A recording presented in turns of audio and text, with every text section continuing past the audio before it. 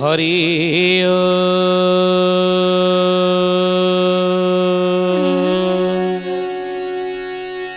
ओम भूर्भुवः स्वः तत्सवितुर्वरेण्यं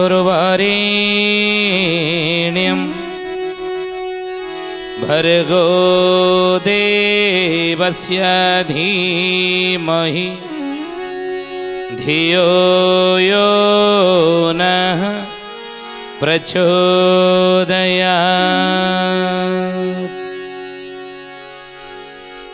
नमस्ते अच्युतानन्दं नमस्ते जगन्नाथाय नमो जसवन्तानन्दं बलराम नमो नमः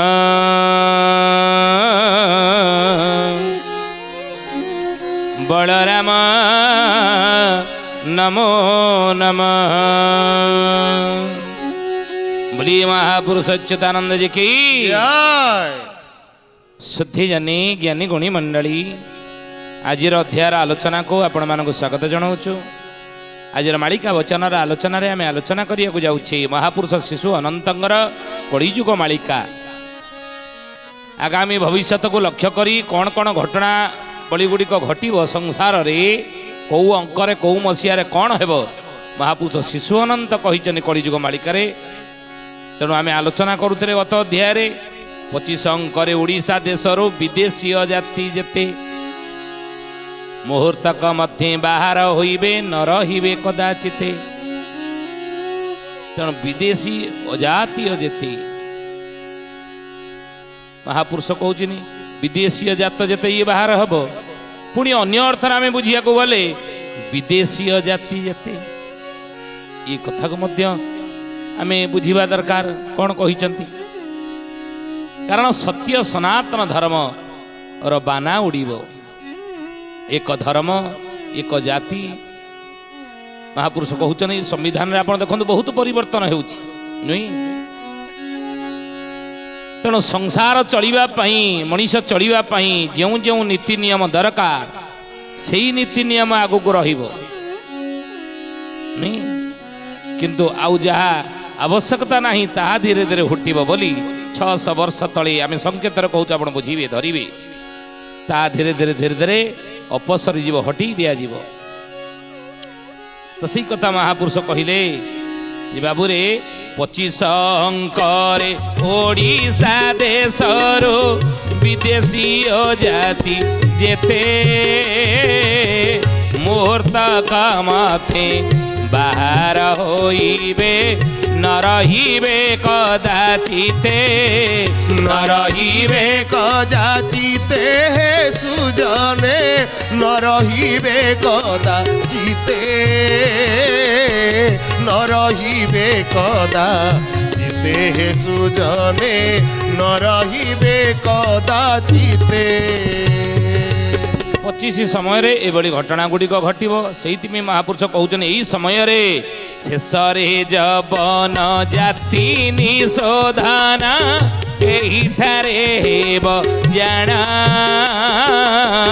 स्वयं बलदेव होई आविर्भाव विनाशिबे म्लेच्छ गण विनाशिबे म्लेच्छ गण हे सुजने विनाशिबे म्लेच्छ गण विनाशिबे म्लेच्छ गण हे सुजने विनाशिबे म्लेच्छ गण। शेषरे जबन जाति निशोधन एही ठारे हेब जान एही ठारे माने कोठारे ना ई 25 ठारे एही ठारो आरंभ हब महापुरुष कहछन एही ठारो आरंभ हब स्वयं बलदेव होई आविर्भाव विनाशिबे म्लेच्छ गण मानक से जी तो ना कहीं तांको विनाश करिवे विभिन्न ए सुधीजानी ज्ञानी गुणीमंडली म्लेच्छ कहले आम बुझती यहाँ पापीटा ये ना म्लेच्छ कौन ताको बुझिया को हेबो म्लेच्छ कौन काम क्रोध लोभ मोह मद मच्छर ये षडरिपु जहाँ भितर अच्छी म्लेच्छ ताकू विनाश करिवे याकू म्लेच्छ ही कह जाई परिवो। अन्य अर्थरे कहिया गले जो माने ज्ञानी होइथिबे जो मानकर ध्यान धारणा थिबो जे माने जानी सुनी भूल करुथिबे महापुरुष लिखिछन मालिकारे ये कथा नहीं जानी सुनी भूल करथिबे अज्ञानी लोक तो अलग कथा जानी सुनी जो माने भूल करुथिबे तांको ही म्लेच्छ कह जाई पारे। आउरी अन्य अर्थरे देखिबा गले म्लेच्छ अनेक अर्थरे बुझिया को पड़िबो। म्लेच्छ शब्दटी को अनेक अर्थरे आपण बुझंत। म्लेच्छ जे म्लेच्छ भली जीवन यापन करुथिबो म्लेच्छ तुच्छ भली म्लेच्छ भली जीवन यापन करुथिबो ताकू म्लेच्छ आपण कहंत। ये विभिन्न म्लेच्छ शब्दटी को बहुत अर्थरे बुझा जाई पारे। म्लेच्छ शब्दटी को बहुत अर्थरे आमे बुझी पारिबा बुझिले बोलिए महापुरुष अच्युतानंद जी की तेणु से कहले स्वयं बलदेव म्लेच्छ आविर्भाव होकर म्लेच्छ गण को विनाश करी आसमी तो देखिले भूल भटका कार ना समस्त अच्छे कि ना पाप उपर जी पश्चाताप करे से हूँ साधु कि पाप उपर जी अभिमान करे से हूँ शैतान बा राक्षस। वेदमूर्ति तपनिष्ठ पंडित श्रीराम शर्मा ये अमृतवाणी नीतिवाणी पाप उपर पश्चाताप कला बोली दशु रत्नाकर महार दस्यु म्लेच्छ मध्य से उद्धार पाईगला साधु हो गला पश्चाताप कला बोली पाप उपर जी पश्चाताप करे से साधु कि पाप उपर जी अभिमान कर हाँ कौन एमती भूल कर देछि आ केते केते टंका पैसा किए बड़ बड़ लोक सब खाई जाउछथि एमती केते कड़ खाईगली दी पैसा ये बड़ी अभिमान करिब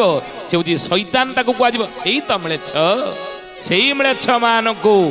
बलदेव आविर्भाव ही विनाश करिवे बोली अच्युतानंद मालिकार कहले जाकि शिशु अनंत मध्य कहिसंती कलिजुग मालिकार एही परी दुष्ट गण को विनाशी संत को करी उद्धार भारत भी जाति तोड़ी सनातन धर्म करिवे प्रचार हे सुजने धर्म करिवे प्रचार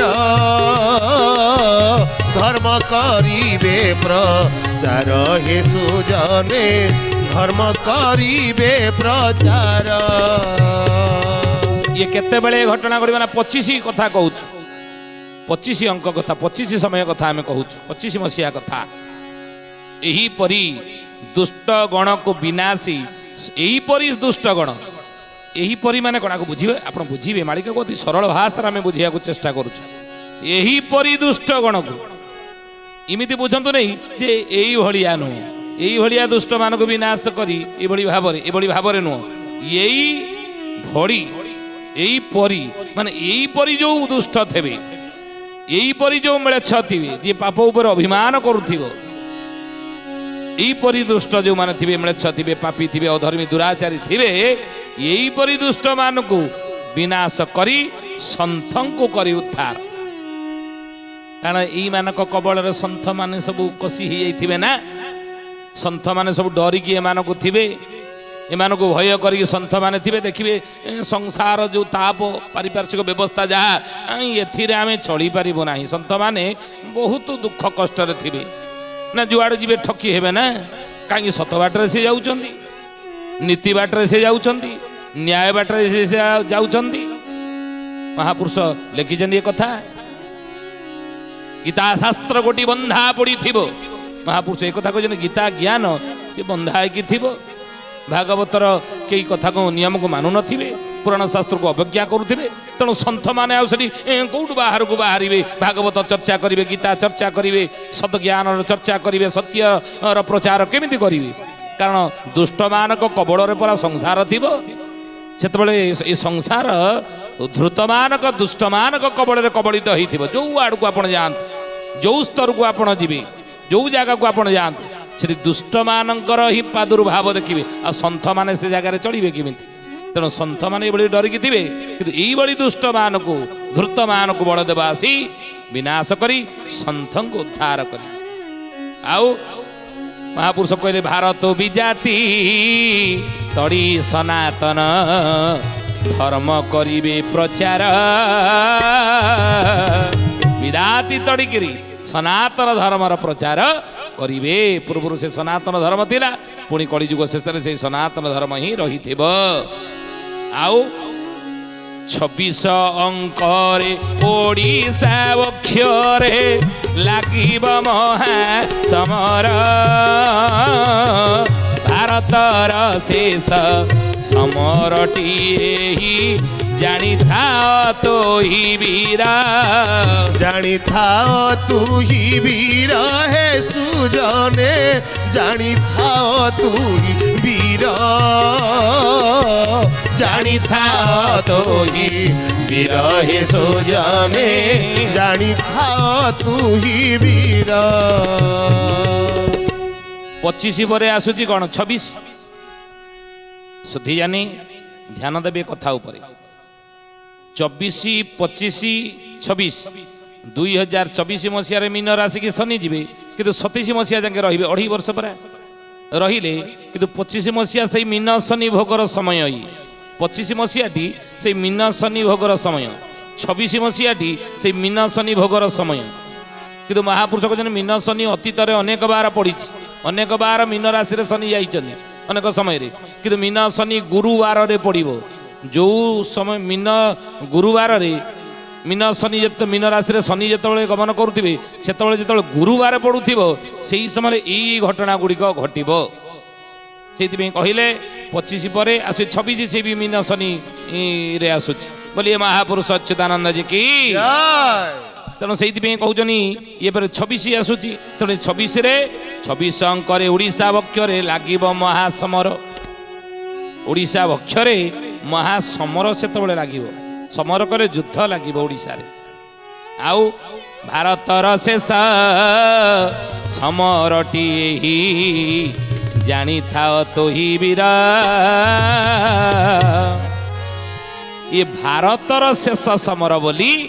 ए गरुड़ भगवान कृष्ण कहते गरुड़ हे गरुड़ तू जानीता ये भारतर ही शेष समर आपर आउ समर हेनी आपर आउ युद्ध हम ना आप मन रखु ये कथा लेखिकी रखु युद्ध जो विभिन्न समय चली देश देश भितर को देश आम ना कहूनु ये देश भितर से देश ये लुचा छपा भितर युद्ध चली नहीं कि आगु को से युद्धटी विश्वव्यापक हम सब देश जार जहाँ पर राग थी जो देशर जो देश भितर ये द्वंद्व थी भितरिया द्वंद्व लगी जाइए शीतल युद्ध लगी छाया युद्ध लगी देश देश भितर जार जहाँ भितर से छाया युद्धटी से प्रत्यक्ष युद्ध हम गुप्त से युद्धटी जो शीतल युद्धटी पुणी प्रत्यक्ष युद्ध हम जार जहाँ भितर छाया युद्ध चली आगू हम ये युद्ध जो सरीज महापुरुष कहते 26 ठार युद्ध आरंभ हम लेखिक रखते कथा 26 रे युद्ध ही हम आउ से युद्ध हूँ भारतर शेष समर बा तृतीय विश्व युद्ध महापुरुष कहते बाबू रे या परे आउ युद्ध हम ना कहार कहा भितर आउ युद्ध हम ना लेखिक रखते कथा तेणु महापुरुष से कहले भारतर शेष समरटी ये भारतर ये हूँ शेष भारत से शेष समर हम जानी अर्थात महाभारत युद्धर जो गोटे ओली ताठारे शेष हो जानी था तो ई वीर आउ एहिठारे वीर शपथ दिन जाए होइब घोर अंधार चौदिग चम काई भैरवी डाकिब सकल पूरा डाकिब सकल पूरा हे सुजने डाकिब सकल पूरा डाकिब सकल पूरा हे सुजने डाकिब सकल पूरा। ज्ञानी गुणी मंडली शुद्धि जानी ये कथा तो आम आलोचना करीचे सप्त दिन जो अंधार हवा कथा सत्य जुगरे 7 दिन अंधार होता त्रेतया जुगरे अंधार होता द्वापर जुगरे अंधार होता कली जुगरे 7 दिन अंधार हम जुग को जुग यही मते परमानंद ये जगते यही न्याय तेणु यदि सत्य जुगरे न पाऊ राति नमरु पति एक राति हो शपथ राति अंधार होता त्रेतया जुगर लक्ष्मण शक्ति भेद समय अंधार होता द्वापर जुगर जरासंध सहित युद्ध जिते करुले भगवान कृष्ण सेतबले रईबत पर्वत लुचिक अंधार होता कली जुगर अंधार हम एक कथा आलोचना आम करते साड़ू आम जा ना किमी कौन तेणु महापुरुष कहते बाबू यहीठार अंधार हम आउ चौदिग चमकाई भैरवी डाकिब सकलपुर सेतबले पुणी कहले आउ कौन हम ना 27 अंके दक्षिण दिगरो समुद्र आसीब माड़ी उत्तररो गंगा उछोड़ी पड़ीना तही संगे देव धाड़ी तही संगे देव धाड़ी हे सुजने तही संगे देव धाड़ी तही संगे देव धाड़ी हे सुजने तही संगे देव धाड़ी 26 गला पर 27 26 रे युद्धर घनघटा देखादेव देखिए आपण किंतु युद्ध पर पृथ्वी पुणी शांत हो किंतु महापुरुष कहते या 27 अंके दक्षिण दिगरु समुद्र आसीब माड़ी दक्षिण दिगरु 27 रे समुद्र माड़ी आसीब आ उत्तररु गंगा उछुड़ी पड़ीन तही संगे देव धाड़ी ता सहित धाड़ी देव कहा सहित ना समुद्र सहित किए ना गंगा देव धाड़ी कौटू आसीब उत्तर दिगरु आसीब गंगा मध्य से समय उछुड़ी पड़िबो बैतरण नदी सेपटू उछुड़ी पड़िबो एपटे काठजोड़ी नदी उछुड़ी पड़िबो महानदी सेपटू उछुड़िबो तेणु महापुरुष कहते ब्राह्मणी मध्य से समय उछुड़ी पड़िबो यही नदी गुड़िक यही 27 समय 27 मसीहा समय महापुरुष कहते उछुड़ी पड़े कहीं कहीं महापुरुष लिखिछन 26 ठावरे हीरा कुद उछुड़ीब हीरा कुद उछुड़ीब 26 ठावर हीरा कद उछुड़े नदी गुड़िक सब बढ़ एक कथा बेसी आलोचना करने उचित नुहे तेणु हे ज्ञानी गुणी मंडली ये 27 समय 27 मसीहार कथा आपरे ना पश्चिम दिगरो जल स्रोत एक तही संगे जीव मिसी खंड प्रलयर सूचना करिब पापी माने जीवे भासी पापी माने जीवे भासी है सुजने पापी माने जीवे भासी पापी माने जीवे भासी हे सुजने पापी माने जीवे भासी पश्चिम दिगरु दक्षिण दिगरु समुद्र महापुरुष कहते उत्तररु गंगा उछुड़िब उत्तरे गंगा अछंती नहीं उत्तररु गंगा उछुड़िब दक्षिण दिगरु समुद्र उछुड़िब महापुरुष कहते या परे कौन करिवे ना पश्चिम दिगरु जलस्रोत पुणी पश्चिम दिगरु जलस्रोत आसीब आसिकी कौन हेब ना एक तही संगे जीव मिसी ता सहित मिसिब गंगा सहित समुद्र सहित ये पश्चिम दिगरु जलस्रोत आसिक मिसिब मिसिले खंड प्रलयर सूचना करिब पापी माने जीवे मिसी खंड प्रलय मान हेउथिब केते केते देश नाश को जीव अच्युत लिखिछन एभली खंड प्रलय मान कर समय होउची ई 27 मसीहा पुणी कहिले 28 अंके बछा बछि हेब जात हेब नोआ सृष्टि 29 ठारो आनंदे रहिबे भारतर जन गोष्ठी भारतर जन गोष्ठी है सुजने भारतर जन गोष्ठी भारतर जन गोष्ठी है सुजने भारतर जन गोष्ठी बाबू रे ये 28 अंके बछा बची हेब ये सब बछा बची हो कहते धान आ जो अगाड़ी अच्छी ये सब बछा बची हो धान अलग हो अगाड़ी अलग हो तेणु ये केतबले हे ना 28 रे हे किए भल किए खराब किए ठीक किए भूल किए धर्म बाटर अच्छी किए अधर्म किए पाप किए पुण्य बान व्यक्ति तेणु ये 28 रे हो 28 अंक बछा बची हेब जात हेब नुआ सृष्टि जात कले सृष्टि हेब जात कहले कौन जन्म हवा ନୂଆ ସଂସାର ନୂଆ ସୃଷ୍ଟି ଗୋଟେ ଜନ୍ମ ହେବ। ଆଉ 29 ଅଙ୍କେ ଆନନ୍ଦେ ରହିବେ ଭାରତର ଜନଗୋଷ୍ଠୀ। 29 ବେଳକୁ ଆନନ୍ଦରେ ରହିବେ ଭାରତର ଲୋକମାନେ ବୋଲି ମହାପୁରୁଷ ଶିଶୁ ଅନନ୍ତ କଳିଯୁଗ ମାଳିକାରେ ୟାକୁ ଲେଖିଛନ୍ତି। ତେଣିକି ଭଲ ସଂସାର। ତେଣୁ ହେ ସୁଧୀଜାନି ଜ୍ଞାନୀ ଗୁଣୀ ମଣ୍ଡଳୀ, ଆଜି ତ ସମୟ ହେଇଛି, ଆସନ୍ତା ଅଧ୍ୟାୟରେ ବିଷୟ ଆମେ ଆଲୋଚନା କରିବା। ତ ଆସନ୍ତୁ ଆଜି ପାଇଁ ବାଣୀକି ବିରାମ ଦେବା ପ୍ରଭୁଙ୍କର ନାମ ନେଇ। କିନ୍ତୁ ତା ପୂର୍ବରୁ ଜଣେ ଭକ୍ତର ନାଁ କହିବା। କିଏ ସେ ଭକ୍ତ, କ'ଣ ତାର ନାଁ, କୋଉଠି ତାର ଜନ୍ମ? କହିଲେ ପାଇକ ପାଟଣା ମଧ୍ୟେ ଏକ ଭକ୍ତ ଅଛି। ପାଇକ ପାଟଣା ମଧ୍ୟରେ ଏକ ଭକ୍ତ ଅଛି। ଅନାଦି ତାହାର ନାମ କହିଲେ ମୁଁ ବାଛି। ଅନାଦି ତାହାର ନାମ କହିଲି ମୁଁ ବାଛି। ଅନାଦି ତାହାର ନାମ କହିଲି ମୁଁ ବାଛି। ଗାଁ ନାଁ ହଉଛି ପାଇକ ପାଟଣା। ଏ ପାଇକ ପାଟଣା ମଧ୍ୟରେ ଜଣେ ଭକ୍ତ ଅଛି, ଅର୍ଥାତ୍ ସେତେବେଳେ ଥିଲା, ଆଜକୁ 600 ବର୍ଷ ତଳେ ସେ ଥିଲା। ଆଉ ତା ନାଁ ହେଇଥିଲା ଅନାଦି। ଏ ସୁଧୀଜାନି ଜ୍ଞାନୀ ଗୁଣୀ ମଣ୍ଡଳୀ, ଭକ୍ତର ନାଁ ଆମେ କହିଲୁ। ଆପଣ ସେ ସ୍ଥାନ ଖୋଜନ୍ତୁ, ଯାଇକି ସେ ଭକ୍ତର ସ୍ଥାନକୁ ଟିକେ ଦର୍ଶନ କରି ଆସନ୍ତୁ। ସମୟ ହେଇଛି ବାଣୀକି ବିରାମ ଦେବା ପ୍ରଭୁଙ୍କର ନାମ ନେଇ। ଶ୍ରୀକୃଷ୍ଣ ଗୋବିନ୍ଦ ହରେ ମୁରାରେ ହେ ନାଥ ନାରାୟଣ ବାସୁଦେବ। ଶ୍ରୀକୃଷ୍ଣ ଗୋବିନ୍ଦ ହରେ ମୁରାରେ ହେ ନାଥ ନାରାୟଣ ବାସୁଦେବ। ହେ ନାଥ ନାରାୟଣ ବାସୁଦେବ। ହେ ନାଥ ନାରାୟଣ ବାସୁଦେବ।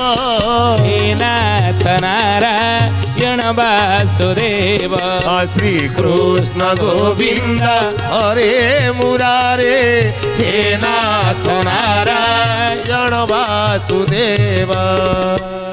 ସୁଧୀଜାନି ଆଜି ପାଇଁ ବିଦାୟ ଦିଅନ୍ତୁ, ପୁଣି ଆସନ୍ତା ଅଧ୍ୟାୟରେ ଭେଟ ହେବା। ରହୁଛୁ। ହରି ଓମ୍ ଶାନ୍ତି ଶାନ୍ତି ଶାନ୍ତି